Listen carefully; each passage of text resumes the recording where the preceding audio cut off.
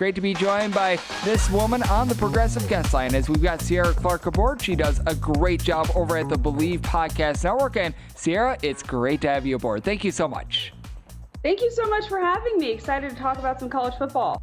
Yeah, I think maybe if we would have gone to 8, that would have been maybe a little bit of a soft launch of this expanded playoff that we could have tested out. And then it's like, oh, we really need 12 teams. Then sure, let 4 more in. But either way, you're going to get teams that are mad about not getting into the playoffs. You have your Ole Miss, you have your Alabama, people pounding their fists saying we need to be in the playoff. And it's ridiculous when you need to really be winning your games during the regular season. You might be wondering why I'm wearing a cowboy hat and cowboy boots. Well, win in Texas, do as the Texans do. This is the first time ever that the SEC Media Days are being held in the Lone Star State. This coming week won't get any easier for the Hawks. On Wednesday, the Razorbacks will head to number 22 Ole Miss, and then on Saturday, the Razorbacks will host number 8 Kentucky, and College Game Day will be there for that game against the Wildcats. So the Razorbacks are going to have to turn things around real quick. Now, I do think Texas will win outright, and I think this Texas team has really improved.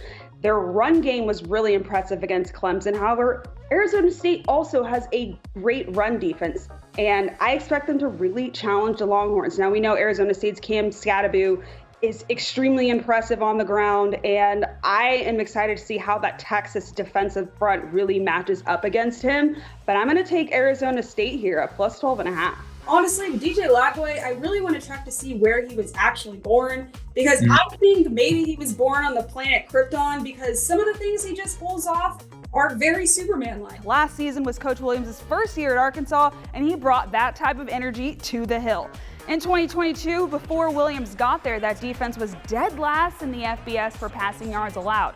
Last season, the Hogs moved into the top 35 in that category. Penn State has had the easiest route to the college football playoff, playing SMU, and then they played Boise State, 2 teams that can't match their physicality at all. So I think playing Notre Dame is definitely going to be a tough awakening. Obviously, Penn State's played a tough Big Ten schedule, but Notre Dame, after playing SMU and Boise State, is definitely going to be a wake-up call. So I would sprinkle on the money line for the Fighting Irish here. The Arkansas State Red Wolves played in the Sun Belt Conference semifinal yesterday evening in Pensacola, Florida. This was A-State's first semifinal appearance since 2007. The 4th-seeded Red Wolves took on number 1 seed Appalachian State for a spot in the Sun Belt Championship game. Seems like even just last year, the SEC and college football as a whole is on a completely different planet now. And so what are your thoughts on all of these changes, from the playoff expansion to the expansion of the SEC? Yeah, it's a fantastic question because it adds a new lifeblood. Coach Sanders,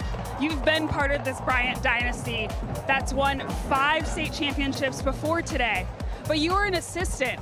How does it feel to win that 6th state title for this program as a head coach? First of all, let me do this because I ain't never done it. This ain't possible without God. Jackson, last year you weren't the starter, and it was hard for you not to be playing all the time. Now you're the starter, and not only that, but you led your team to a state championship. Was it worth the wait? It was definitely worth the wait. This is an amazing feeling. Cierra, it's going to be a great bowl season. You do a great job over at the Believe Network, and do appreciate it. Thank you so much. Thank you so much for having me.